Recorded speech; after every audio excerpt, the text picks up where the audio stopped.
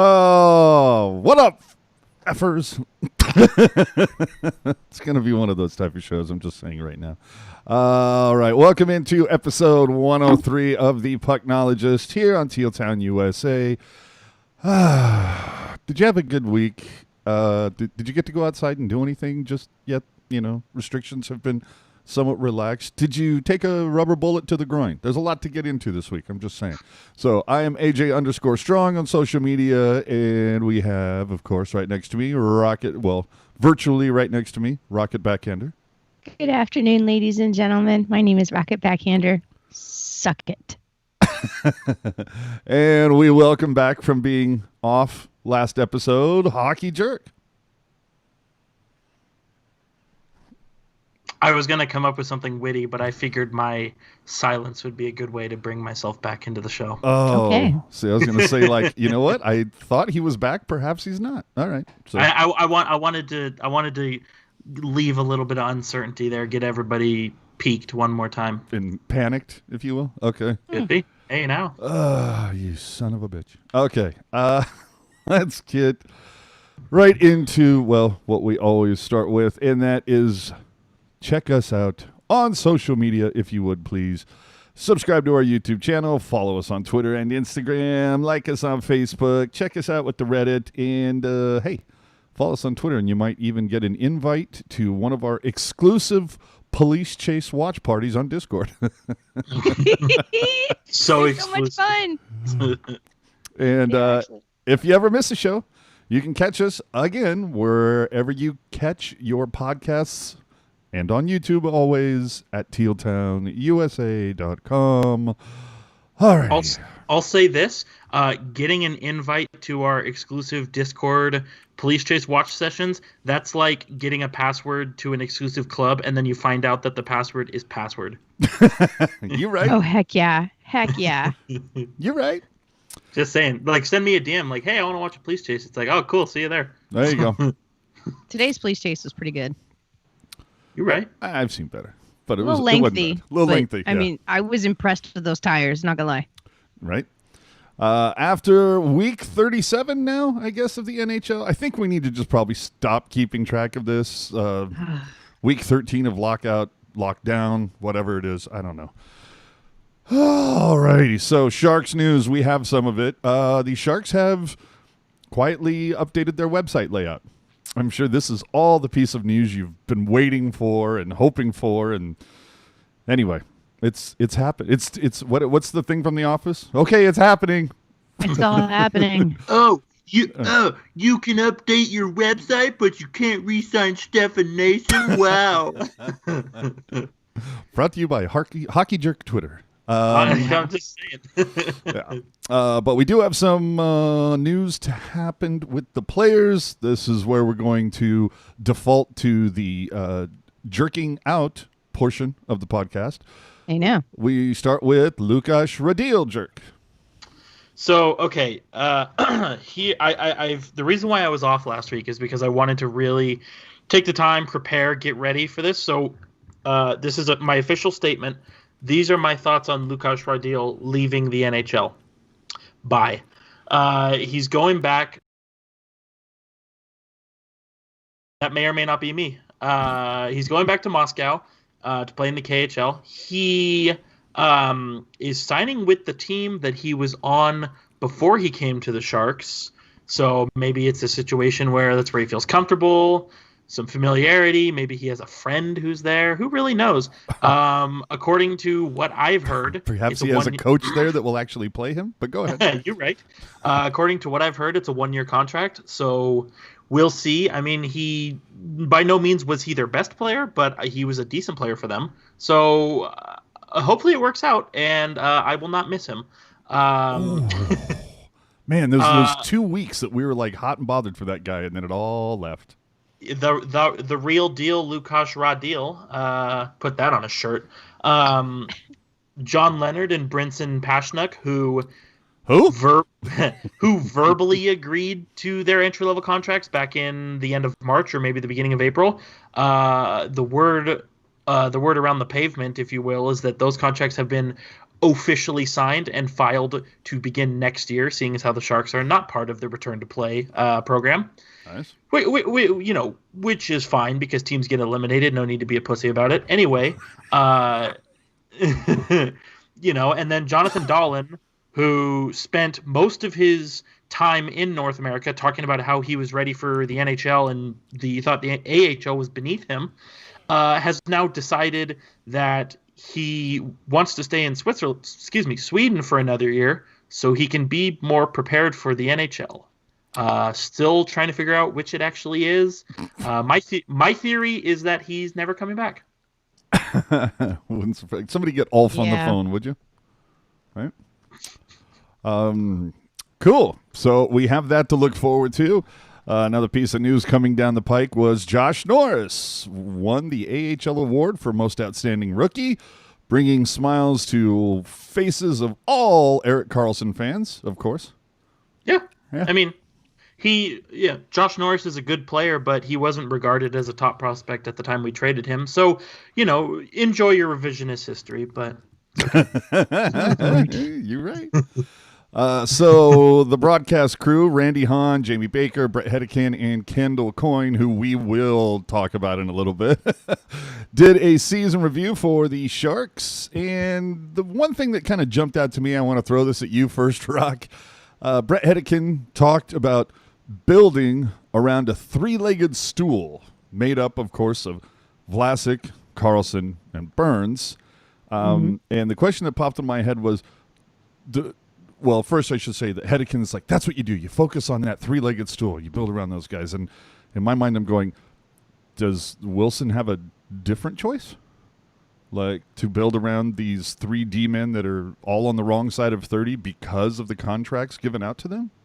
Yeah, that seems a little, I'm sure. I just felt like Hedi was trying to polish a turd, but whatever. Yeah, no, like Hedi might very well be trying to polish a turd. Like the guys in the guys on that squad are notorious for.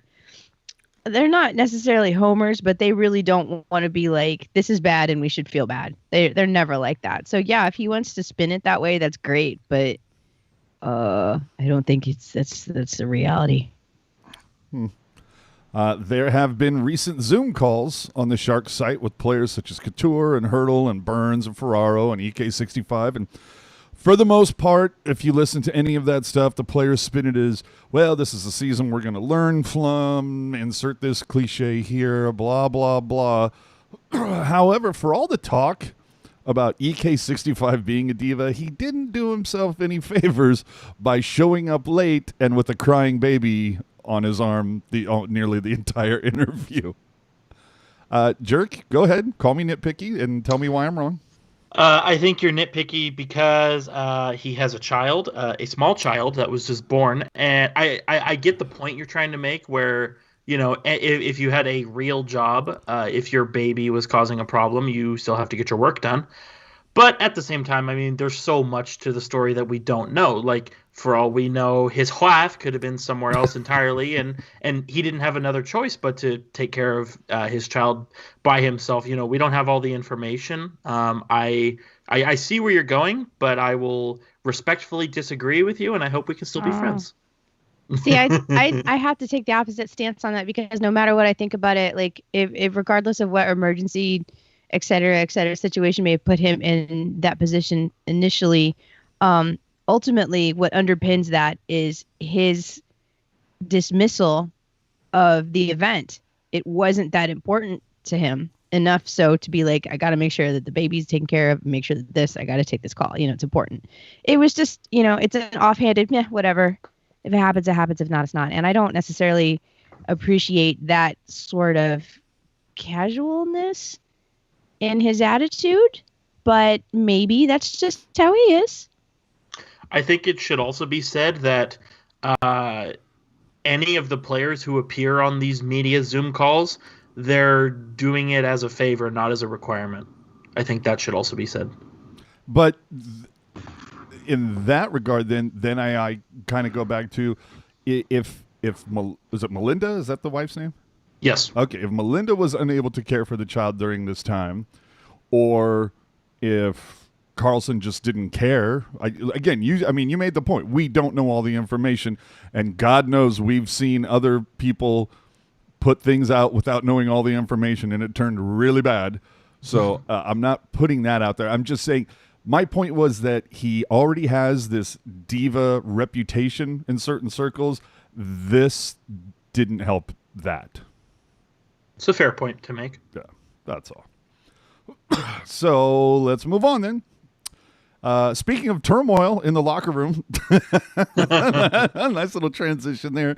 Some recent comments from Bob Bugner, so far still interim coach of the Sharks, and Martin Jones, so far still goalie of the San Jose Sharks. But let's get into that. Bob says, we need to get back to playing responsible. There's got to be an emphasis put on accountability and playing as a team and family and for each other. Sometimes we got away from that last year, not throwing any blame around, but there was a lot of turmoil.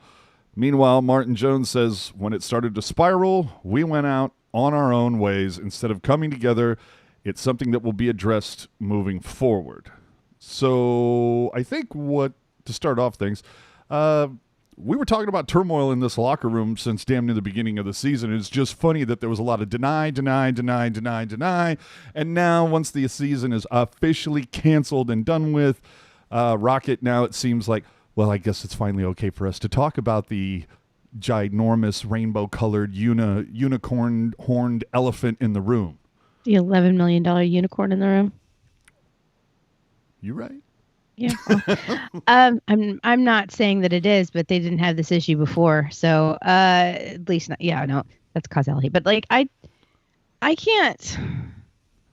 I can imagine, like, I'm not going to point a finger at anybody because sometimes it's not necessarily any one person's fault. If everybody on the crew is having a bad day, the last thing you want to do is grab a beer together, you know? Like, so if everybody at work is like at each other's throats, yeah, of course they're all going to go their separate ways.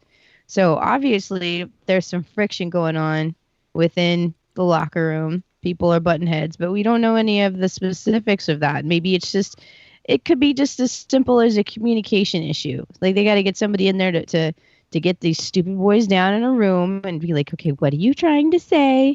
All right, now what do you hear? Okay, so what I'm hearing from both of you, like get a freaking moderator so they can learn how to talk to each other so they can get out there and play hockey and then go get a beer afterwards instead of just going their own separate ways. I think, to quote Hockey Jerk, use your words. Use your words. Yeah, exactly. Well, and kind of the point you made earlier, AJ, was now that the season is over, everybody wants to talk about it. I think that's almost a situation where it's like, the season is going on right now. Where even though we're way out of the playoff spot, we're still trying to play well from like a, I guess a moral perspective or a for the boys' perspective. Sure. So it's like, do you really want to have a come to Jesus meeting while you're still trying to get through a season? So that's maybe kind of how I look at it. And it's you see that everywhere. It's and even then, like we've been doing the podcast for 4 years now, and this is kind of different, but there are so many segments where the three of us are like, yeah, we all don't really like doing this, but let's just finish doing it this year and then we'll kibosh it or change it for next year. You know what I mean? True. So that's kind of how I look at it. True.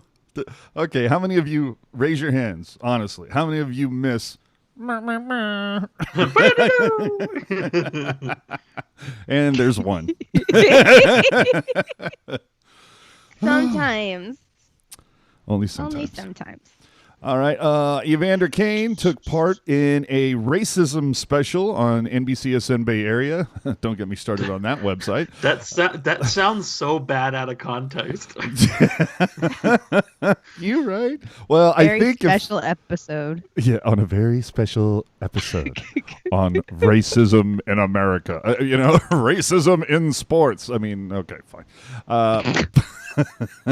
I'm not discounting it. I mean, everybody, I think you should watch it. I'm sure it's available. It's definitely something, worth taking a look at. But he took a part of the, Evander Kane seems to be out in front of this. So let's talk about a couple things with Kane. First off, we'll start off with some words from an Athletic article. Kane quoted as saying, "We need so many more athletes that don't look like me speaking out about this, having the same amount of outrage that I have inside, and using that to voice their opinions, to voice their frustrations. Kane told the hosts of one of the ESPN's most highly rated shows, ESPN has highly rated shows? Okay. Because that's the only way it's going to change. We've been outraged for hundreds of years and nothing's changed. It's time for guys like, Tom Brady and Sidney Crosby and those types of figures to speak up about what is right and clearly in this case what is unbelievably wrong. Now, I'm totally down with, what Kane is saying there. There was a lot of speculation that, I don't know, some people in the media said, oh, shit, is he calling out Sidney Crosby? And it's like, well, I think it's a case of, that just happens to be the name of the guy who has, like, the biggest profile in the game right now, as does Tom Brady in the NFL. So I don't... Yeah, if this happened in the 80s, he would have said Wayne Gretzky. Exactly. Like, Yep. Yeah. Yeah, so I wouldn't read too much into that. Now, that said, I think it was a few days after this that Crosby actually did come out and say something.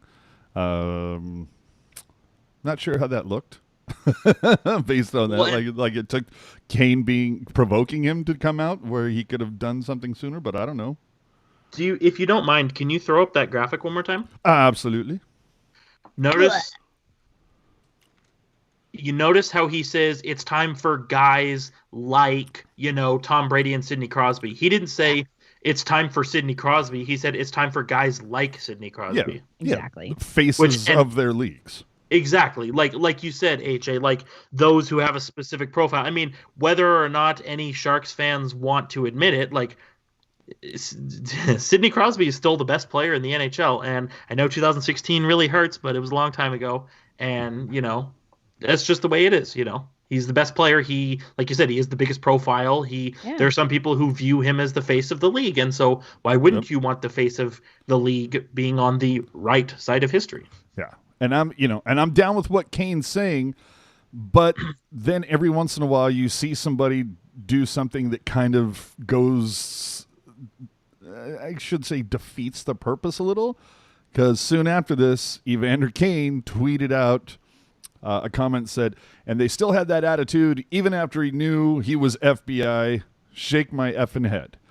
And basically what it is he was retweeting an account that tweeted out a video of a couple officers arresting the undercover FBI officer. Yeah, but here's the problem. He wasn't FBI. And this video came out like a year and a half ago, and Snopes had it, and there's a couple other people that debunked it. So my point being is that, look, I'm rooting for you, Kane, and I want to be there, and I'm supporting you, but it doesn't help your cause when you tweet out misinformation. So my question for you is, did he delete his tweet, or at least come walk it back and say, "Oh, my mistake. This was." None of that. It's still there. Last time I looked, it's still there. Wow. Okay. Yeah. So that's why I sit there and go, it doesn't. It's hard to help your cause if you're going to tweet out misinformation. And this is something else that we'll get into in just a little bit. But we have a few more things to go through. Speaking of bad tweets. Let's talk. Oh, I'm sorry. Excuse me. I did forget one little thing. Hasselplattner, team owner of the Sharks, did come out in support of Evander Kane, saying there is no room for racism in society. We applaud Evander for his rational and thoughtful response to the recent terrible tragedy. Events like this occur way too often. We must all find a way to do better. Now, let's see the opposite side of that. We bring in Kendall Coyne Schofield. Okay. Who recently tweeted out, from the bottom of my heart, I was one of the people who initially thought Colin Kaepernick kneeling was disrespectful. I reacted to what he was doing instead of why. Then I listened and learned. And instead of just deleting a misinformed tweet I posted 4 years ago, I should have been clear back then and now, not just knowing it, but I should have said it. So let me be clear. It was never about the flag, blah, blah, blah, blah, blah. Now, first off, she probably should have sent that tweet directly to Drew Brees earlier this week, but I digress. My point being, Rocket, do you think nowhere in there does she actually apologize for her stuff. Is this like one of those non-apology apologies? Is this a PR move? Like, I'm just trying to figure this out because it's like, okay, you're tweeting out this positive statement admitting that you didn't know what taking a knee meant 4 years ago. Why did it take you 4 years to get there? And why did it take this? Why is it different now? Did no one tell you 4 years ago that it wasn't about the military and flag, but you just didn't believe them? Well, that's the beauty of social media, is that your receipts are always at hand for anyone who is interested to uncover and stick in your face. So even don't I know it? So let's ask Jordan Bennington about that. Oh my gosh, you guys, I cannot. I'm so lucky that I turned 21 in New Orleans when there was no such thing as like the internet, because oh my God, yeah. Oh, me and Lindsay Lohan would be like the only, like, that it would be us. And everybody else would just think we're trash. Yeah. So anyway, I don't necessarily think that she needed to apologize. She was just giving, she was giving an explanation as to, this is who I was and this is, how I've learned. Let's move forward. Oh, and I'm down for evolution. Everybody's mind changes the more they learn things, of course. And to your other point, like, where was she 4 years ago? That's a good question. Where was everybody? Where were all these people who are suddenly marching for, a cause that has not all of a sudden become a pandemic among us? It's been, racial violence in America has been present with us for, quite some time. Yeah. And I don't understand why all of a sudden it's like this outpouring, like you said, where was she 4 years ago? I don't know. She was hanging out, playing hockey, doing the things. I don't know. Well, let's. Let me say a word. So, I tweeted on top of her. I said, learning and growing to understand the plight of those oppressed is step one. Yeah. Exactly. and like you said, AJ, she did not use the words "I am sorry." She didn't. But I think anybody who has had a controversial opinion will say, especially in this climate, it's very hard for them to redeem themselves and walk it back in a, I don't know if I want to say respectable way, but you get what I'm trying to say. Mm-hmm. And so I think for her to post that, I think was really big for her as her character, if you will, but also for the movement as a whole. And I will say this, like, people are saying, oh, PR stunt, oh, you don't mean it, oh, this, oh, that. But here's the thing. She put it on her public Twitter, which thousands or millions of people can read. So now all of the sudden, if, say, 1 year, 2 years, 5 years down the road, if she tweets anything on the subject that is controversial again, everybody's going to come back and say, well, hey, remember when you publicly said this and associated yourself with this? Mm-hmm. What the hell happened? You know what I mean? So whether or not she meant it, I guess, she put it out there attached to her public name, so she is forever linked to it. Exactly. And, it's the double-edged sword that social media is. Ooh. It really is a double-edged sword. Again, I respect, the thing that I respect is that, she did highlight that it's like, my thoughts on this have evolved, and the thing that I really respect her for is not going back 4 years ago and deleting a tweet and acting like it didn't happen, like we see so much of from pretty much everybody on the planet. And it's like, wow, I tweeted something really stupid 3 years ago. Let me go back and delete that. And all of a sudden, I never said that. But I'll get in. We're going to get into this a little bit later. Let me finish. Let me extrapolate a little bit more. Let me ask you this. Is anything going to change, Rocket? Like, we've seen protests before. Rodney King, Oscar Grant, name after name after name. And we talk about change. Mm-hmm. Has anything really changed since Rodney King? The only thing that's changed is the video quality. Like, the Rodney King beating was on a handheld camcorder. And now everybody has a high-def cell phone camera, just at the ready. So I don't know. I think it's maybe the heightened awareness that everybody is bringing, with showing everybody what they see through their own worldview. I think it will accelerate change, but I don't know. Progress is not a linear path. So hard to say. It will not go back to being the same, but I don't know how much will change. Jerk? In the 17th century, the English cut off the head of their king in order to change their entire government. And then? Can we bring that back for the U.S. right now? All I'm saying now, I'm not advocating to go out and cut off anybody's head. Right. No, just But our you're quote talking- unquote you're talking king. about Charles. You're talking about Charles Cromwell, right? You right? Okay, so what happened to Cromwell? Well, okay, yeah. You're right. You're right. Progress is not linear.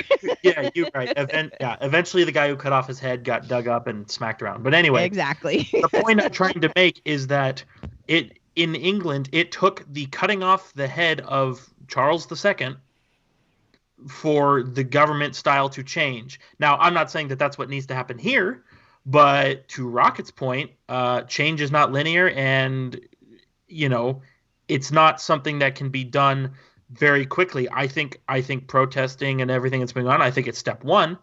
But like you said, AJ, Rodney King, the Rodney King riots happened. The riots after Martin Luther King getting assassinated happened. Mm-hmm. And there were short-term changes.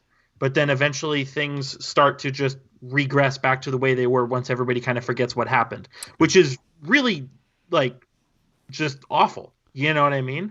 Oh, that's the whole thing is there was a comedian very not too long ago that just did, I don't know, a couple minutes on this, and they basically said Rodney King, and there was riots over the officers essentially getting away with it, and there was Oscar Grant, and then obviously with George Floyd, it's sparked this whole movement, but it's that idea of things are set in motion or events take place and then months pass and it kind of gets forgotten. You bring it up. What about Oscar Grant? And it's like, well, that was so long ago. Aren't you guys kind of over that one yet or whatever? What about Rodney King? Well, yeah, but that was so long ago or whatever. And then you go, and then somebody says 9/11, and the first thing is never forget. And not only that, and again, this is still a hockey podcast, and this is not to attack one specific group of people, but regardless of, like AJ likes to say, regardless of what jersey you wear, people only like to care about issues that are not prevalent at the time. For example, there's going on and on. There's a lot of, talk about, racial relations reform, right? And all of a sudden it's like, oh, but the election, oh, but this, oh, but that. And then now when it's something else, like when we go through these rounds where it's like, now we need to really talk about climate change, it's always like, oh, well, what about this or what about that? Or my personal favorite is when there's a mass shooting and somebody brings up gun control and somebody goes, oh, it's not the time to talk about it. Well, then I can't think of a better time, but okay. Whether you're for it or against it, I think it's so silly to say, well, now's not the time to talk about it. No, forget that. That shouldn't be an issue. But all right, let's turn off the politicized machine for just a hot second. And Rocket, I want to ask your thoughts on my recent discussion with Doug Wilson. Doug, you threw Doug some serious pitches, man. Those were not softballs, and you weren't there to. I mean, I wasn't aiming for his head, but no, you definitely, you were in the strike zone though. Those were. He actually sounded like he was kind of how as a GM, I imagine, or anybody who has to be the speaking point for an organization, you end up saying the same half dozen or dozen things over and over and over, and you kind of go on autopilot during some interviews because you know exactly what's going to happen. And I kind of was expecting that sort of attitude from Doug Wilson, but in listening to him, I felt that he genuinely he enjoyed answering you, and he wasn't just cruising on autopilot. So it was a good interview, very good. Dirk, was there anything that surprised you in that interview? Honestly, the thing that surprised me is what Rocket was saying, because how many like she said, how many times has it been, a media conference, or, say it's like a little video posted after a trade or a signing or a season ends or a playoff ends, where it's the same. I mean, Jesus Christ, like in 2015, how many times did we hear the phrase "for now and for the future"? You're right. And now, granted, that's a good mindset to have, but still, we heard that way too many times. And to Rocket's point, like I think he was really impressed with the questions you asked him, and I think because of how impressed he was and how much he appreciated the obvious knowledge that you have and that you wanted to showcase, I think he was able to give you thorough answers. And I've, especially like lower key events, like Barracuda games or prospect scrimmage, sometimes you'll see Doug Wilson walk in, he's got to go take a leak, he wants to get a soda, whatever. You'll see him walk in and you say hi, or you strike up a conversation. And even though he's a GM, he's not a player anymore, right? But it's still that same kind of mentality where these guys, like, they enjoy those kind of beneath the surface conversations. You know what I mean? So when we reached out to him to talk, he didn't go, who? Right. Well, and like, I was at a, how many ever years it was, I was at a, what the hell was it? Oh, I think it was a random, like a preseason game or something. And, saw Doug Wilson and taught, kind of asked him, like, just sort of off the cuff. I was like, what did you think about the World Cup? And we went on and on. Like, he was kind of saying how basically, like, Team Canada was pretty much a wagon out there. And I'm like, yeah, and, it was like kind of an in-depth conversation. And so the same kind of thing where it's like, I think guys like that, they appreciate when, you say, look at all these things I know, let's talk about it. Yeah. Well, and he did say, he'd rather have fans that are upset than apathy. So absolutely, you want fans that are engaged. And Chris made a really nice comment, says, thought I did a good job asking real questions while keeping it respectful. And that's what I was striving for. It's like, I want to ask something that maybe other people aren't, but I want to do it, in a respectful way. But I at least want to put the question out there. The one question that I was, I don't feel, well, it's probably more me not getting the answer that I was looking for or hoping for. But when I brought up the case of spending too much on the blue line to the detriment of the forward group, he took that into a way of, well, you must be talking about the cap not, that's probably going to remain flat for the foreseeable future. And it's like, no, that's not really what I meant, but okay. I'll let her go. So, cool. Well, I'm glad you guys dug that. And if you haven't checked it out, go check it out on our YouTube channel. And while you're there, hey, do us a favor. Hit the subscribe button. We would appreciate it, right? Tell a friend if you would. So let's go. Are you ready? All around the NHL. I know, I need my sound effects back. So, Jerkman, 24 NHL team format will include best of 5 qualifying rounds, all 4 rounds of the playoffs, best of 7s, reseeding after each round, pissing me off because I wanted brackets, highest seed versus lower seed in each conference, 2 hub cities, each conference gets one. Your thoughts? Okay, well, let's pause on that for a second. Wow, okay. Were you, when you said that you were pissed off because you wanted brackets, were you being facetious? Yes.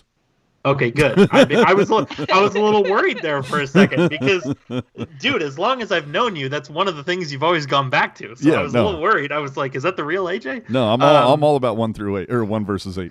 Yeah, no, 100%. I think, and you know what, I think what's interesting to note here, if you will, is that the NHL is making, I don't know if it's the right thing to say that they're making a lot of concessions to the players union, but, having, AJ and I have been calling the qualifying round, like unofficially been calling it round 0.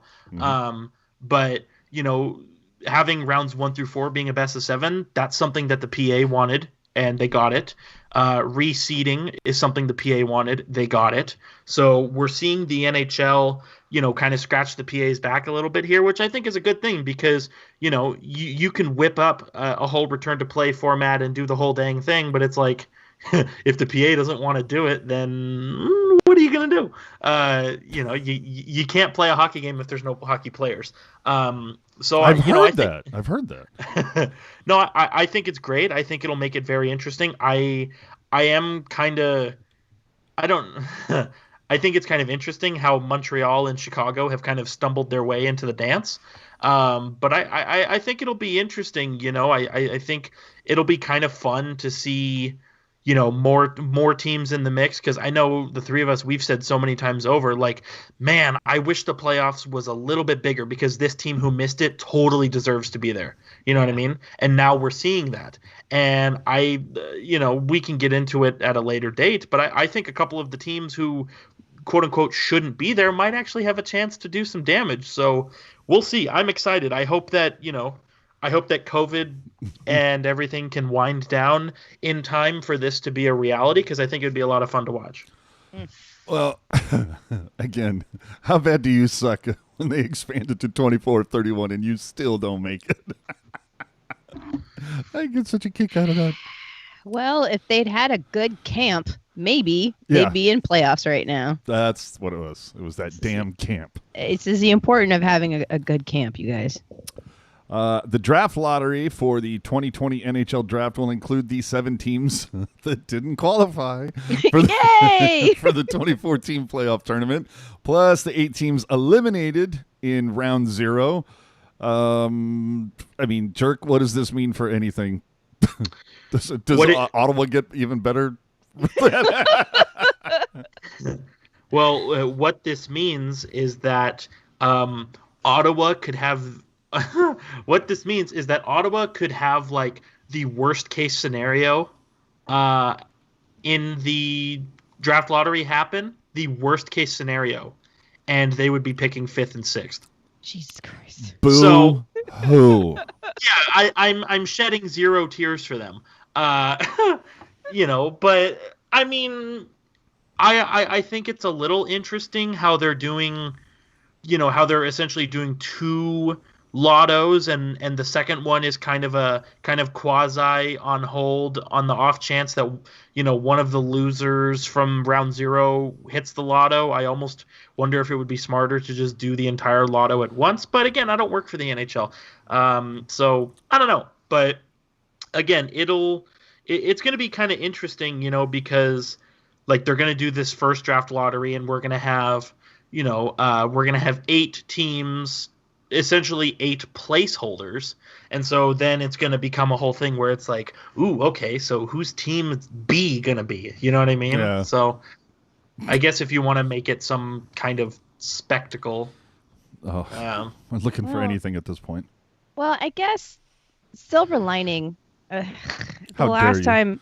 Okay, so the silver lining. The 2 times ago when we didn't make playoffs, we got Logan Couture in the draft. And then the next time when we didn't make playoffs, we got Timo Meier in the draft. So maybe this time we'll get something good too. Yeah, but I hate that argument. I know, but I'm just silver lining, AJ. I know. I got you. I feel you. I for one cannot wait for the Sharks to pick at 26th or earlier, or I think it's no, you know what? I like what Rocket's saying. I mean, the draft picks are, to quote our friend Gen X, draft picks are magic beans. You can draft a guy at 1st and he'll suck, or you can draft a guy at 203rd and he'll be your captain. Yep. So, they're magic beans, and who knows how everything shakes out, trades, move up, move down, blah, blah, blah, whatever, who cares? I'm of the belief, and I know people are going to be nervous because that first-round pick is supposedly everything and a half, but honestly, if I'm Doug Wilson, I'm taking that first-round pick. I'm saying, hey, take it. Here, take it.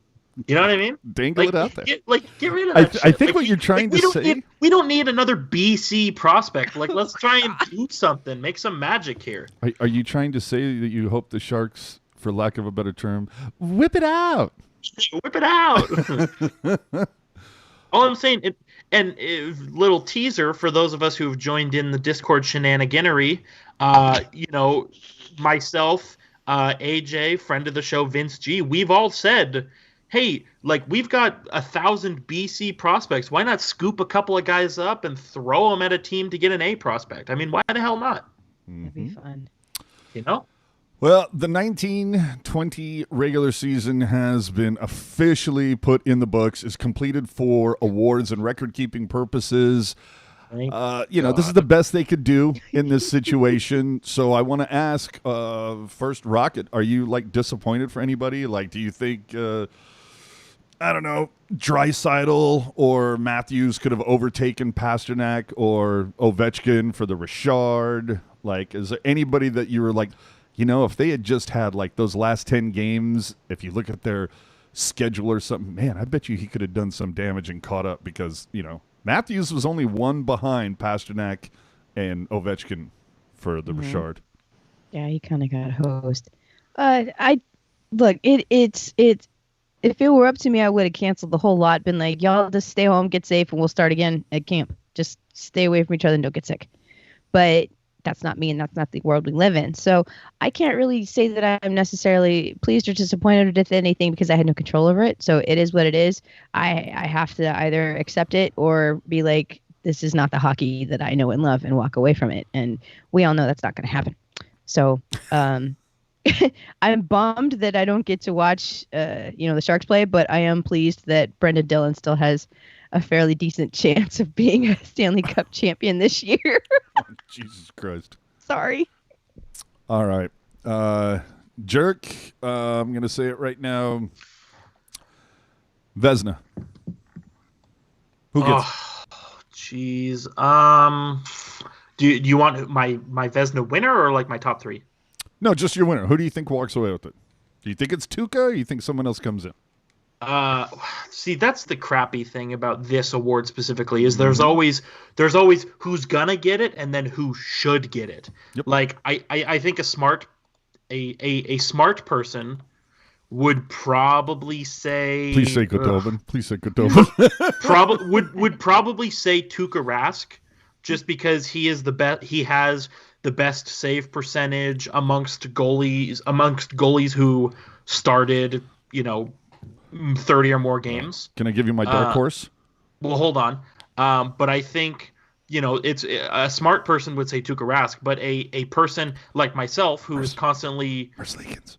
Elvis Merzlikins, a person like myself who's constantly 3 or 4 parallel universes ahead of everybody else.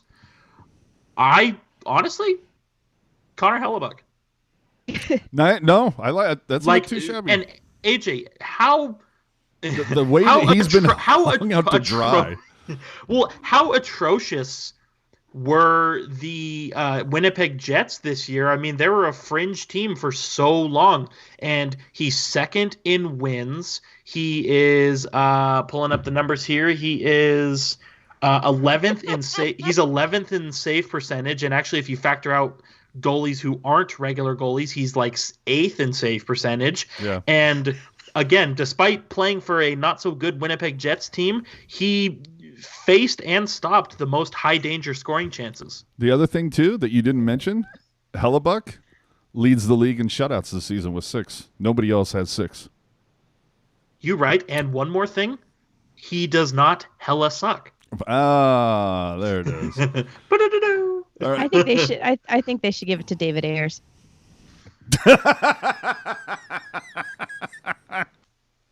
Just because it's been that kind of year. Christ, you right. No, they don't give it to him. They rename the trophy after him. So that way, fine with that. Never forget. Norris, is it just automatically John Karlsson? Oh, the only way it's not John Karlsson is if if Roman Yossi's banging somebody's sister. What? I was gonna say the only way it's not John Karlsson is if he gets eaten by a shark or something. My Lord. Honestly, it was John Karlsson's trophy the first month of the season. I think Roman Yossi and Victor Hedman will have some things to say about that. You obviously have to have 3 nominees just to be, make everybody feel appreciated, but it's John Karlsson's trophy to lose. All right. And put, John Karlsson, Bill Karlsson, Erik Karlsson, and Milka Karlsson. Those are your candidates. And Hughes and McCarr. Ugh. Oh. I said on Twitter, I wish that 2 players could win this award because it's so not fair. They're both like Is this a little? I mean, they're both killing it, but is this kind of similar to the Couture Skinner year? Probably, but I think ultimately, oh God, I don't know, because I say Cale Makar because he's got almost the same amount of points in less games, but I want to say Quinn Hughes because, you know, like on the Avalanche defense, you have Cale Makar, you have Sam Girard, you have Erik Johnson, you've got Nikita Zadorov, but in Vancouver, like Vancouver's got some good defensemen, but Quinn Hughes is running the show there. Yeah. Chris saying they're going to spray down the Stanley Cup between each teammate holding it over their heads. No, like, I don't know. Every player has to keep their gloves on. They can't take their gloves off. Oh, no, they're going to have to take their gloves off and then put on a pair of dishwashing gloves. So it's still like, you know, protection, but there's extra grip so they won't drop it. But yeah, like I said, I really wish you could give that trophy to two players, because I think whoever wins it, I'm happy because like they both earned it. Well, let's jump back into this is where the rant portion of the show is about to happen. We're gonna take this week off from your bi-weekly rants on coffee carts, and we're gonna go somewhere else this time. God damn it! NHL teams have addressed the racism on social media in light of the George Floyd murder. Some did it well, and some not so well. Now, Jerk, have all teams released a statement at this point? Or there's still a couple holdouts. I feel like maybe the Rangers and somebody else still haven't put out a statement. Yeah, you know what? I would have to go back and deep dive to find out for certain, but I think at last check it was everybody but the Rangers. All right. And other players, players including Logan Couture and EK65, but players around the league have posted messages. How are the players more eloquent than most of these PR departments? Well, I think because with quarantine and isolation and everything, I think the players have actually taken the time to, you know, they're by themselves and they have to, you know, read a book. They have to sit and they have to puzzle it out themselves. It's not a matter of, you know, oh hey, can you whip this up for me real quick? Like, you know, they're on their own. Like they have to figure it out themselves, you know. And God. No, I was just gonna say I was gonna if we had done the show last week, I was gonna make this point, but now I'm not gonna make this point. I'm just gonna share it. But, you know, to start, and AJ, I mentioned this to you, the only players who had made statements were captains of their respective teams. Mm-hmm. Mm-hmm. Logan Couture, Blake Wheeler, Anders Lee. Obviously, since I came to that realization, more players who don't wear a letter have made statements. But I thought to start this whole thing, I thought that was a very interesting wrinkle. Absolutely. Do you have something, Rock? Or you just... I can't. Yeah, no. Okay, just go for it. Carry on. Are we going to talk about Tony DeAngelo? Well, that's what I was about to bring up. Knock yourself out. Isn't there a Sean guy too that you were going to talk about? Sean. Okay. Sean now, Day. Yeah. All right, fine. Just go ahead. Do you? Okay, wait a minute. Hold on. We have it for you, everybody. So Whip it out. Here we go. Whip it out. I have some things to say. Okay. So with that, knock yourself out, dude.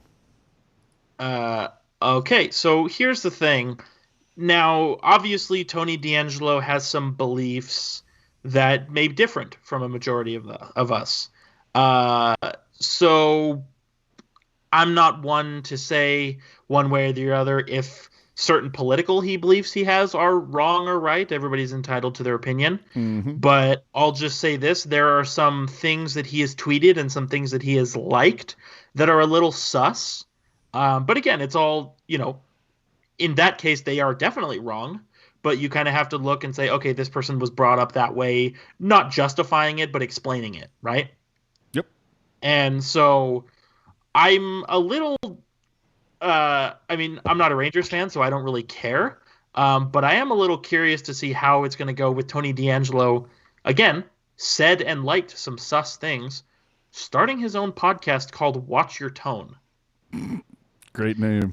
Also of note is Brendan Lemieux, who also plays for the Rangers, replied to that tweet, essentially explaining the crux of the podcast, and then deleting that tweet and walking it back saying, "Oh, your podcast, not the podcast." So I thought that was a little interesting. Also thought it was a little interesting that in these times where, you know, we need to be more conscious of everything that's going on a, well, we always need to be this way, but specifically right now, you know, people are trying to be more conscious and understanding of the plight of minorities, and for the Rangers to retweet one of their players starting a podcast who's known for liking and saying some sus things. I don't know. I'm half expecting this to all blow up in his face, but we'll see. I was going to say, yeah, let's hear that first episode before we excoriate the guy, but yeah. and for those listening live, 9 hours ago was the final chance to send in any questions, which means episode 1 is probably dropping soon. Just saying. Ooh.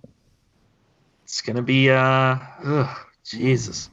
I'm just, no, right now it's just like, just let go of the joke. Let go of the joke. I'm not going to say the joke, but go ahead.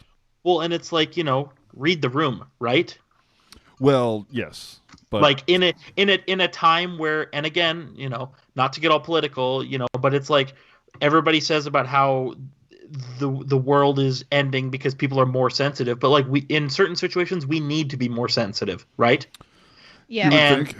And so in a time where people are trying to be more sensitive and more understanding, somebody who has said things to the contrary is starting a podcast. Like, read the room. Yeah. Well, I'm sure he is reading the room, but the thing is, I think that they're seeing the complete opposite of what the room is. Like, they're seeing, like, you know, I'm seeing a lot of this in the room, so I think that I'm going to talk about this because this is all the stuff I don't see, and I know you people are out there, you know. Also, I last thing on the subject, I thought it was hilariously ironic that of all the teams who put out a statement, the Bruins had the best statement. No doubt, dude. That just made no sense to me. Hey, this new podcast, what's the tone? What's it called again? Watch Your Tone. Watch Your Tone. Watch Your Tone. Is there any word? Is this supposed to be a weekly thing, or are they just going to say it's going to come out weekly and then we'll see what happens because they're too busy, like, I don't know, making scarves or something? Got him. Wow. No, but we're not sure. Is it weekly? It doesn't say, but I'm.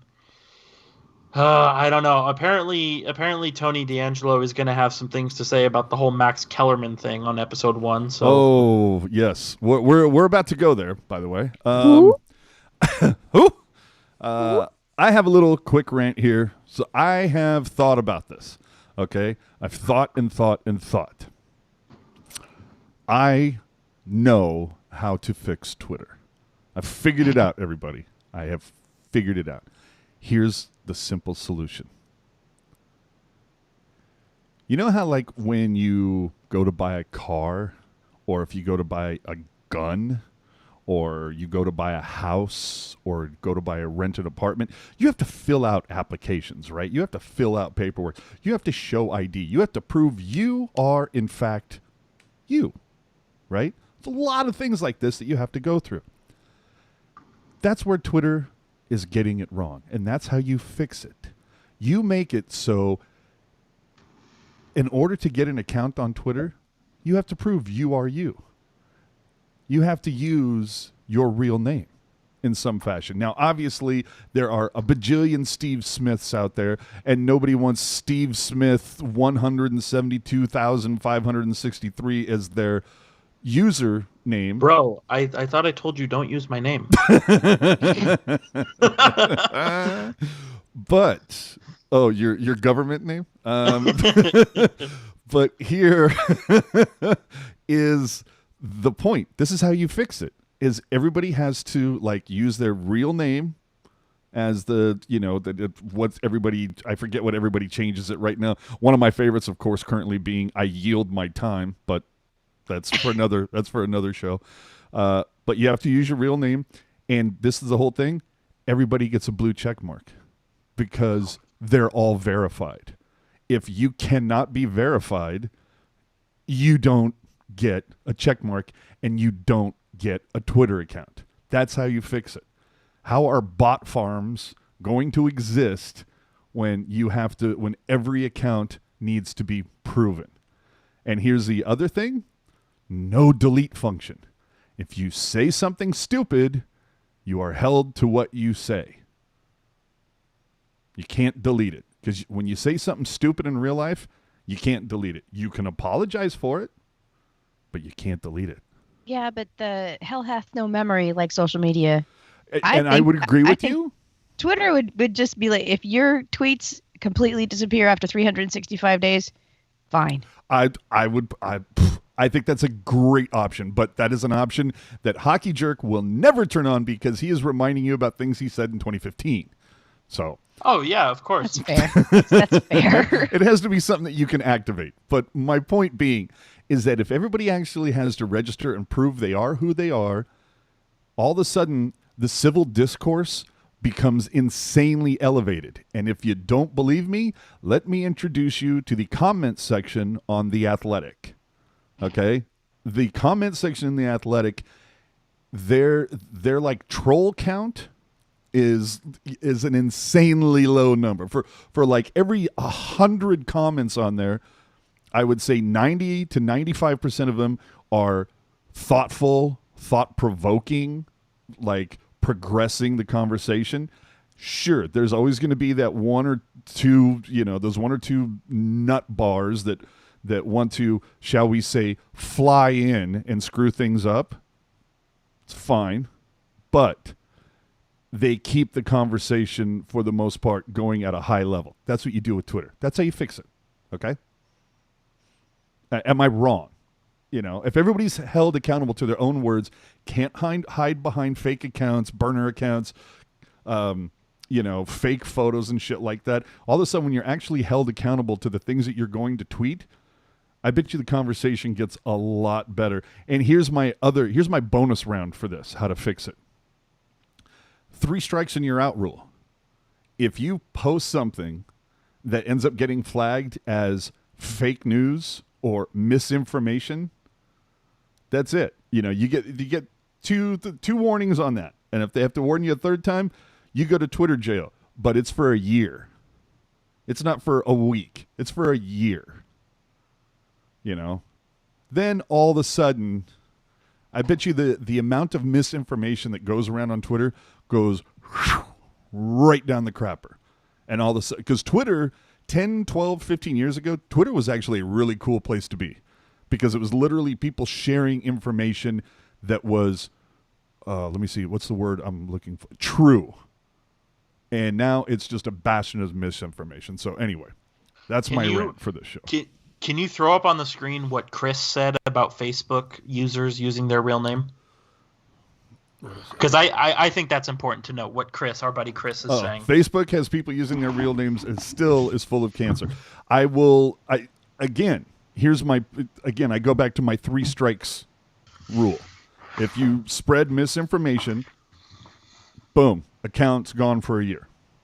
And Chris also pointing out The Athletic has a paywall. Fine, make Twitter, then do an offshoot of Twitter. $20 a year. Or whatever. And then you can be on quote unquote verified Twitter or Twitter VIP or Twitter Pro or whatever you want to call it. But but AJ, the First Amendment. See, that's the whole thing. No one's taking away your free speech. It's not consequence free speech. There you go. Just saying. So anyway, let's get on to something. That's my rant. That's how you fix social media, okay? It's very simple. So let's move on to the Henderson Knights because Vegas has unveiled their minor league team in Henderson, the Silver Knights. Jerk, you're there. Let's start with you. What do you think of this? Cool name, stupid logo. All right, that was quick and concise. I like the name because the suburbs of Las Vegas, if you will, or the towns and cities around Las Vegas sort of get just dumped in with Las Vegas. So to see the NHL and, the Golden Knights parent company kind of give some love to Henderson, which is a city doing well outside of Las Vegas. Cool to see that city of Henderson get a little bit of cookies, if you will. This is I want to say this is kind of like southwest of Vegas, yes? Yeah, that's fair to say. Like more like southwest, but yeah, that's fair to. Or no, I'm sorry, west southwest, but that's fair to say. Okay. But so I like that they gave cookies to the name of the city. I think Silver Knights makes a lot of sense because Nevada is the Silver State. Yeah, which, if anything, I was looking at this and I'm going, I kind of feel like the Golden Knights, if they were going to do this name, should have been this, but go ahead.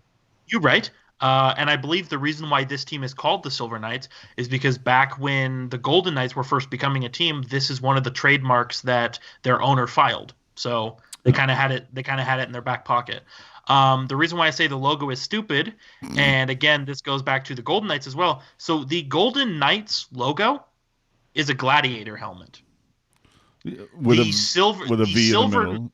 Yes, but my point is that gladiators are not knights. Yes. Yeah, it's true. The Silver Knights logo is a horse. You're right. Last I checked, horses were not knights. Horses are ridden by knights. Yeah. So that said, like if they were to say something like Silver Steeds, I think that might have been kind of fun in a little weird way. Well, but let's look at some of the other options that were on the drawing board.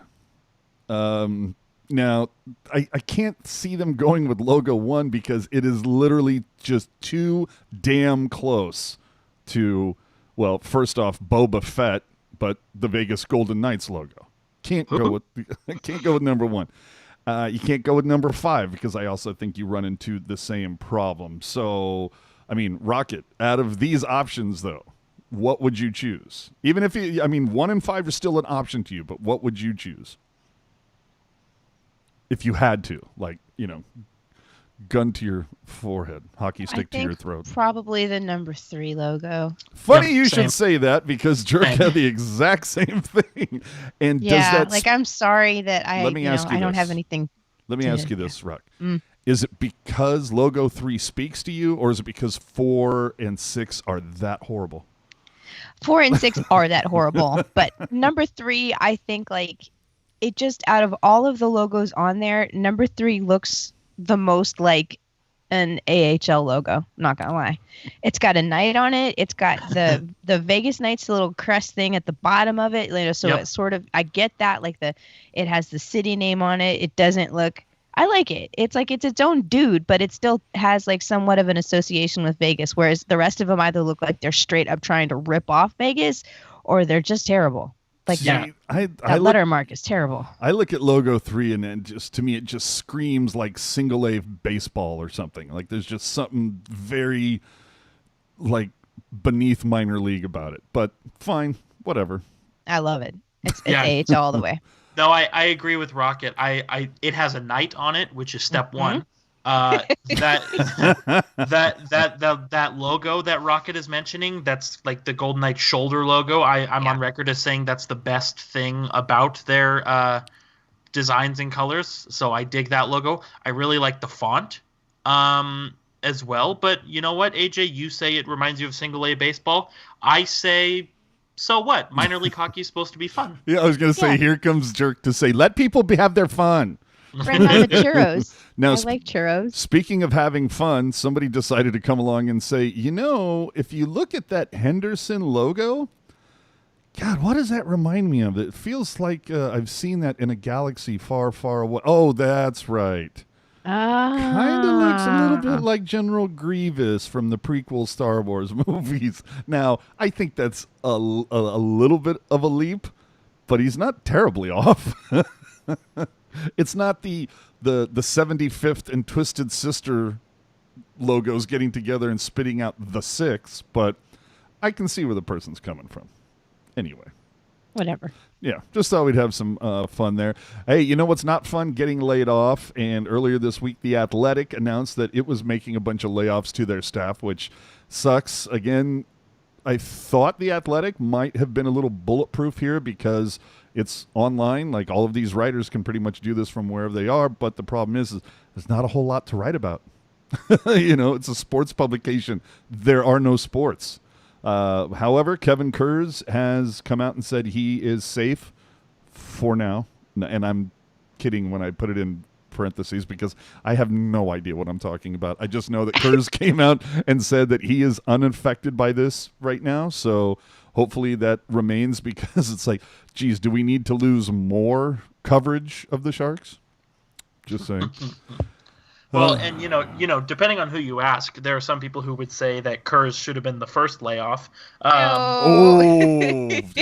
you're right, no, though. But wouldn't you prefer somebody who's polarizing and gets interaction from people versus someone who just like doesn't do, just doesn't offend anybody, just was like, and I'm glad that Kurz is sticking around. In some form or another, Kurz is kind of like a buddy to all three of us, so I'm glad he gets to continue doing what he's doing.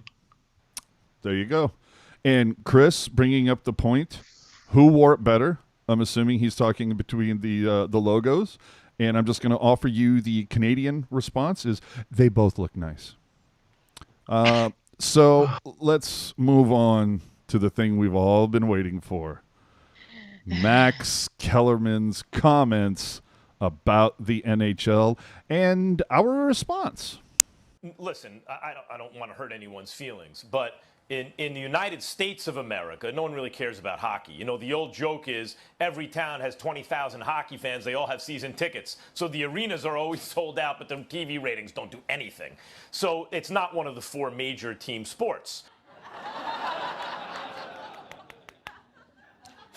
You! And I think we can all agree with our friend John Stewart on that. Now, does Max Kellerman make a point? Yeah, hockey doesn't do strong ratings on TV, unfortunately. Now, does that have to do with the fact that it's not on ESPN? Because ESPN, I would say to a certain extent, seems to be more prevalent among places. Like, if you go to an airport, right, it seems like every TV is on one of two things, CNN or ESPN. So you have that where it's that default. It's like it's Linus with his blanket. It's like, oh, I need my sports. I'll just put on ESPN and cuddle up in this. People are going, you need to be at a specific tier on some systems to get the NHL Network channel. Not everybody even knows where the hell NBCSN is. So, does Kellerman make a point, Jerk? I don't think he's wrong in one regard, but I definitely think he could have worded it much better. I guess he's not wrong, but the thing that I take issue with is him basically insinuating that every NHL team has only 20,000 fans. And again, I'm not mad or offended. I couldn't give a shit about what somebody I've never heard of has to say. Honestly, couldn't. Solid point. But the thing that I'm bothered is this is somebody who's on ESPN. Now every organization in media out there, has at least one person where it's like, how does that person still have a job? I don't know who this guy is, so I don't know. So I don't know if he's that person for ESPN. But in my eyes, when you work for ESPN, you're the best of the best. So for you to come out and to make a statement that is so just wrong and so clearly shows how little knowledge or research you've done. Like, I don't know how somebody like that gets a job at ESPN, because to work at ESPN, you're supposed to be informed on everything that comes out of your mouth. Well, and here's kind of my deal on that is we've gotten to this point now where, what's that one sports cat who pissed off Jim Everett by calling him Chris Everett? I don't even know who that is. It'll show up in the comments here in a section, but it's a guy, his whole shtick on radio is like, have a take and make sure it doesn't suck or something along those lines. But Ray Ratto? No. Oh. This is a national guy. He's somewhat polarizing. His tape. But the thing is his points are like he brings receipts. He tells you like whether you agree or disagree. He's telling you why this is what his thing is, and he's usually pretty specific about it. And again, I wish Jim Rome. That's who it is, Jim Rome.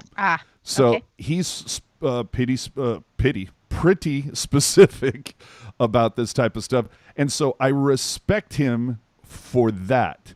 Whereas guys like Skip Bayless or, like Stephen A. Smith or this Max Kellerman guy, all they do is just throw shit at the wall, and they take credit for anything that sticks while taking no responsibility for anything that falls off, despite endless amounts of video of them contradicting themselves. And the whole thing is all they do is yell over each other. You can't, it's like basically if whoever produces The View said, I want to do a sports show too. And so they decided to do this where everybody just talks over each other and you can't hear anything, and it's insane. So the fact that Kellerman's going to do this, and this is probably the most publicity, these words that he said have gotten him the most publicity in probably the last decade, I think says two things. First off, who is this guy? And it's pretty clear that NHL fans, they might be a little bit more, I think he might be underestimating just how many hockey fans there are based on the amount of responses that he's gotten from this on Twitter. Am I wrong? All I'll say is that people tend to be critical of things they don't understand. You're right.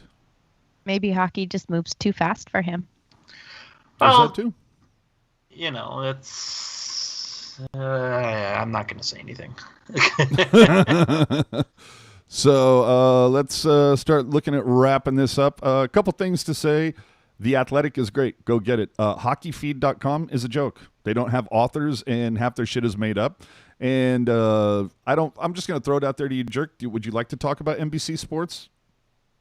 Bay Area?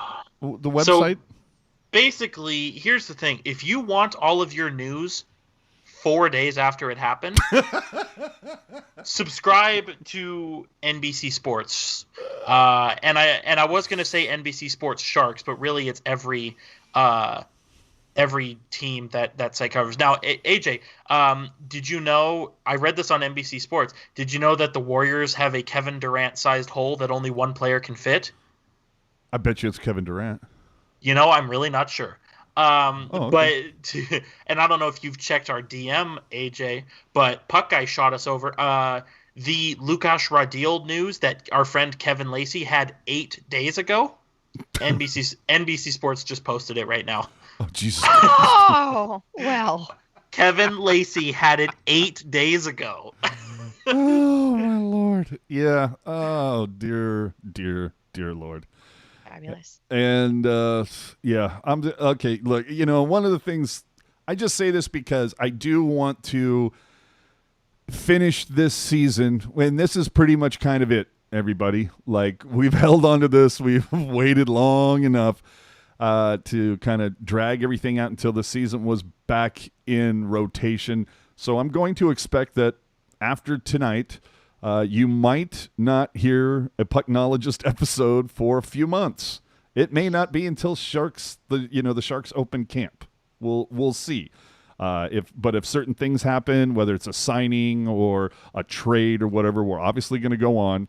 But unless Sharks news in some form or fashion or a big piece of news happens, you might not hear from us for a few weeks. But then again, maybe you will. You'll find out in 2 weeks. Let me just put it that way. But we still have some surprises planned. So I just wanted to put that out there. But also going forward,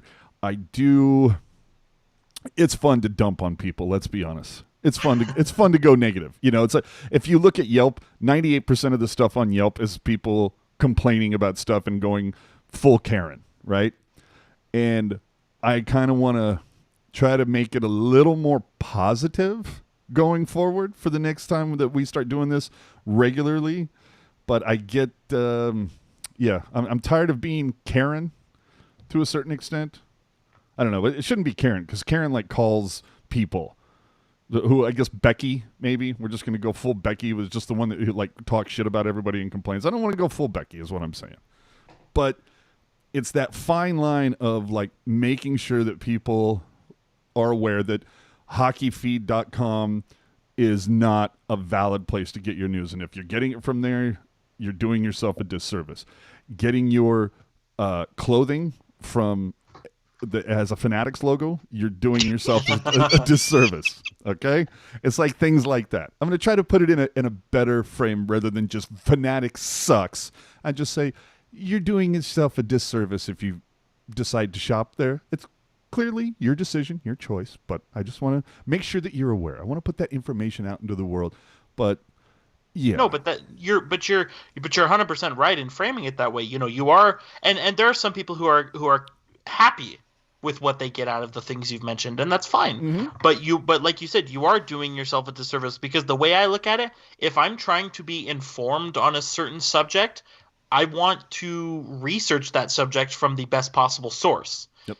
And as kind of a principle, if somebody sends me a piece of news or a rumor that is sourced on either Facebook or Instagram, I don't even look at it, because you'll take one thing and they'll take one thing and then they'll spin it, 8 ways to Sunday, right? And I had one on the top of my head earlier on that I was going to mention. I can't remember it, but it was something, AJ, like I believe you mentioned Hockey Feed, where it was like, it was the thing with Erik Karlsson, where it's like, Erik Karlsson doesn't think doesn't want the Sharks to do a rebuild, and it's like, yeah, duh, like. Well, first off, nowhere in the article that they were talking, in that article, like the headline was like Erik Karlsson like spits on idea of rebuild or something along those lines. And then if you read the actual article and they're like quoting an interview that he had done, I think it was the Mike Tirico interview, and it's like nowhere in there does he actually say those words. They just, it's clickbait. And again, it's the fact that they do the provoking or, the provocative headline, that it's clear that they're looking for clickbait. And then again, like I said, here's the nugget of wisdom I will impart on you. If an article doesn't have an author attached to it, it's not worth reading. Because if someone won't cop to writing it, why should anybody bother to read it? Just saying. So I think that's about it. The other thing, too, is because there's been some provocation, shall we say, over this last week regarding a different Shark site. And there's been a lot of stuff going around on social media. And what do I have here? I have two options. I either, unload and name names and tell the whole backstory, potentially boring people, potentially ruining some potential relationships, or do I just shut my mouth? And it's like probably more beneficial to shut my mouth. Is it as fun as naming names and getting it out there? No. But in the long run, some things you do have to keep close to the vest. And in fact, I will make this deal. I will unload all this information that I have when one of two things happens. Oh, boy. Drew Remenda returns to do color on TV for the Sharks. So right there, you pretty much know you're not going to hear this. Or we finally figure out, or we hear the story of what happened to Marty McSorley leaving the Sharks as a broadcaster. One of those two things. Either one. I'm fine to take it. So anyway, we had some fun talking to Doug Wilson, and Puck Guy talked to Dan Ruzanowski. It's two of our latest interviews. We have a couple more that we have on the docket. So do us a favor, hit the subscribe button and tell a friend. We're trying to grow the channel, and we would appreciate your help in that endeavor. Also recently talked to Ferraro, Super Mario, Jonathan Becker, Jamie Baker. So go check out all those.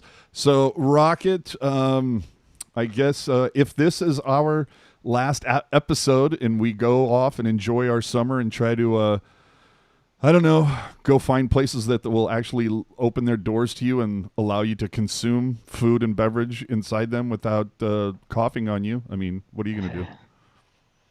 Well, I live, in driving distance to 4 NHL arenas and also about a dozen ice rinks. So I probably will spend my summer uh, going to each one of these skating rinks and reviewing the amenities and whether or not each one has a bar. And a coffee cart. Oh, I don't expect any of them will have a coffee cart, but I think the real good barns are going to have that old school vending machine where you can get coffee.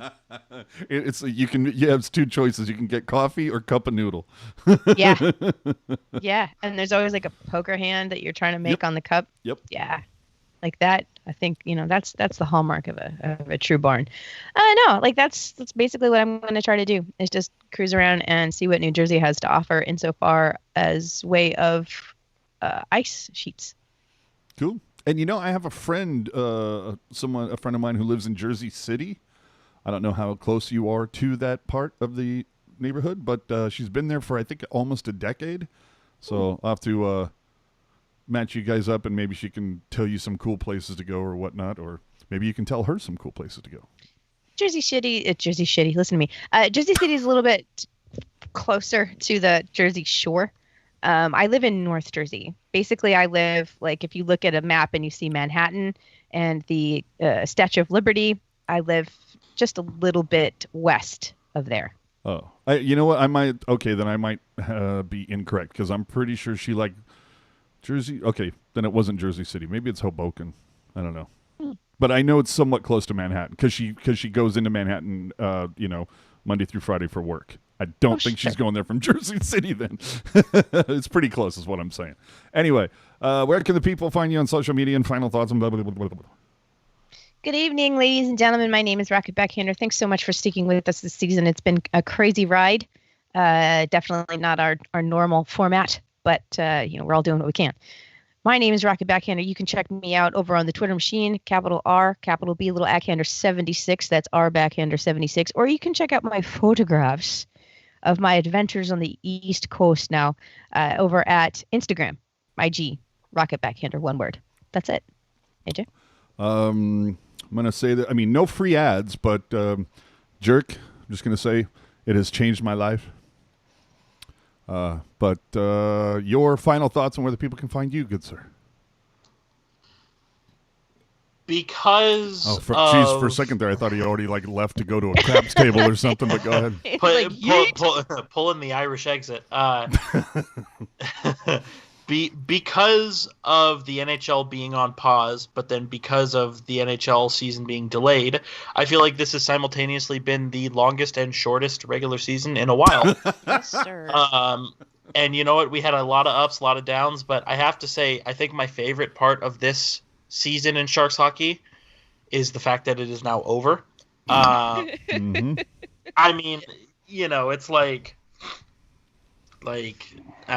It's it's ugh.